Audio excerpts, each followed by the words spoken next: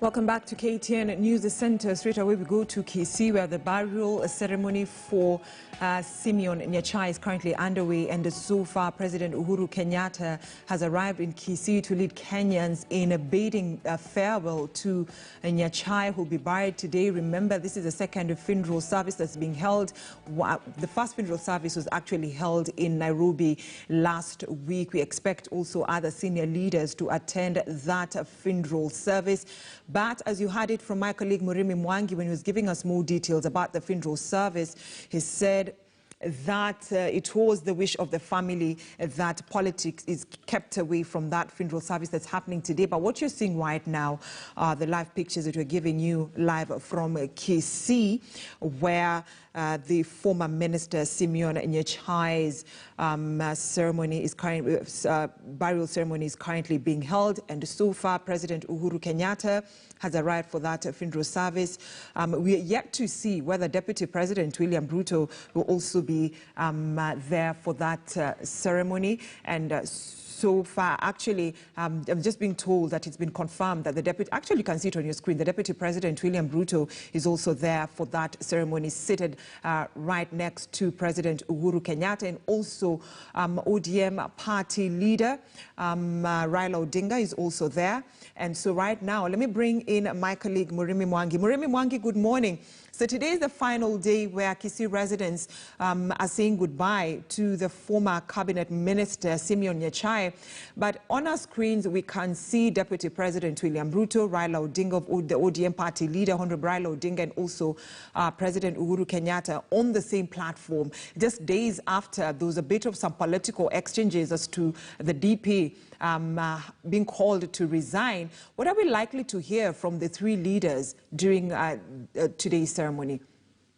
Kings, the king good morning once again, Brenda. Certainly, a lot of politics would have ideally been expected from the send-off ceremony of the man whose career was into politics, but as I said earlier, and having spoken to one of the members of the family just last night, there is an attempt or just a concerted effort by the family to minimize on the politics during the send-off ceremony here.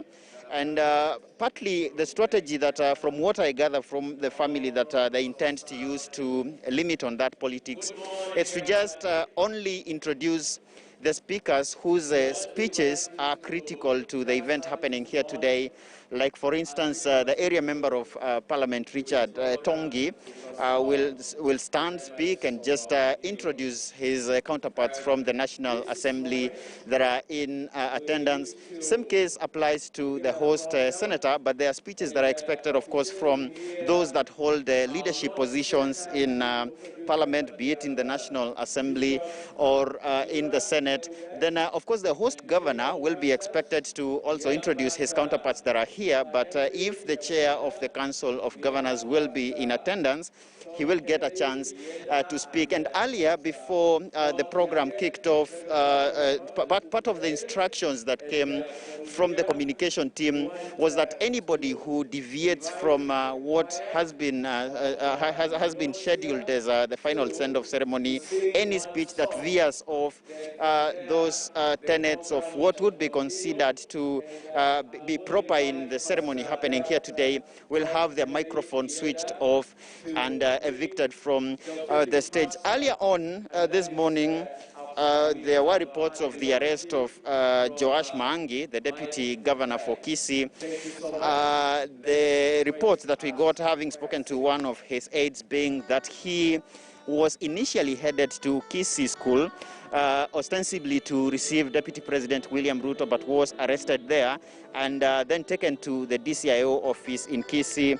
No much information forthcoming from the DCIO on what they're investigating of the deputy governor, but his supporters definitely reading politics, as this county has been at the center of vicious politics, and not just in terms of the local realignments happening and the attempts by those in either the pro-deputy president Tanga camp or those supporting the political establishment on the other side. But definitely these were the politics that would have been expected to play out here. But as I said, there is a concerted effort by the family to minimize on the politics at the event happening here at the Gusii Stadium. It's quite a tight schedule. President Uhuru Kenyatta not very far from the venue, but I will try get just a few reactions from the leaders inside who are attending this send-off ceremony.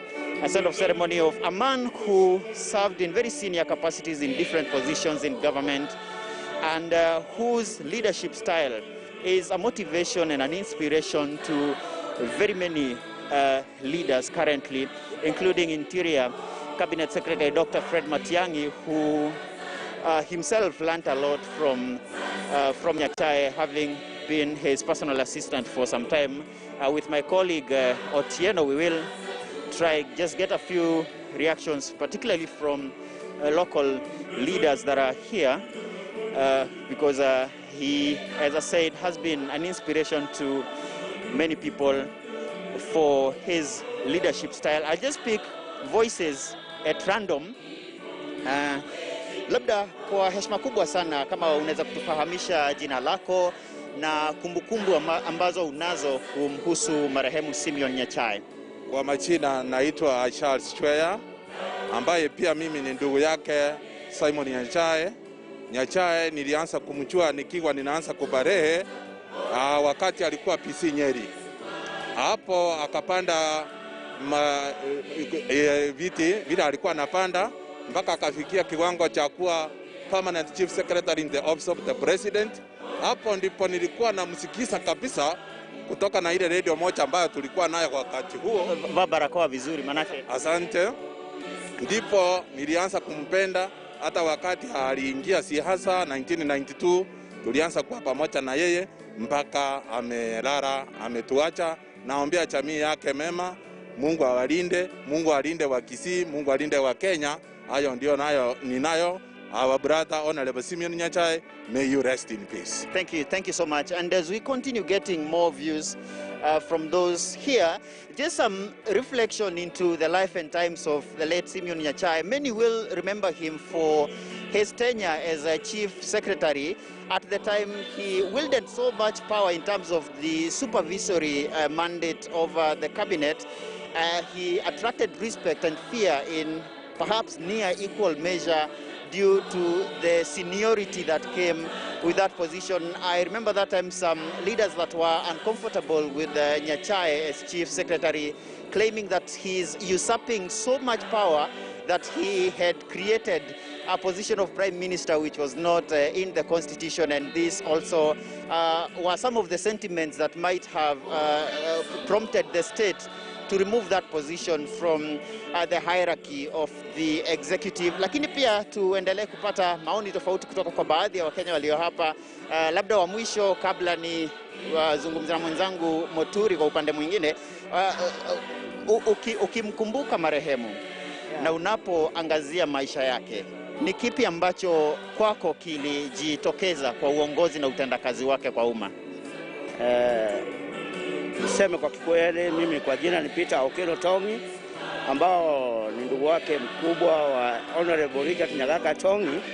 Yeye kwa kweli katika familia yetu naweza kumkumbuka kwa kuwa alitufanyia mema. Siku za ndugu wetu akienda kuulizia mambo ya ticket ya ambao ilikuwa ni 40 people, hakufanya alikuwa ni mshauri mkuu kwetu, kwa kuwa yeye ndiye alimwambia kwamba sasa pale imefika ile kijana nimeona katika Nyaribali chache na nitampea hiki kiti changu huyu Richard Nyagaka Tongi. So hiyo ni kitu moja kati ya vile vitu ambao naweza sema kwamba kama mimi naweza jifunia kwa hayo. Ya pili, mzee alikuwa ni mzee ambao kwa kama ni makosa alikuwa hayapembelezi.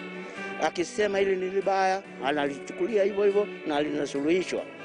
Nakumbuka siku nyingine kidogo, siku za nyuma, Kaguzi alikuja hapa ikiwa kozana kidogo kwa kikazi, na alimwambia mheshimiwa, akaambia president ambao ni late Moi, kumwambia hapana, kama kuna kitu ambacho tutolea hapa Kisii, tuondolea huyu Kaguti, na ilifanyika. Na mambo mengine mengi sana.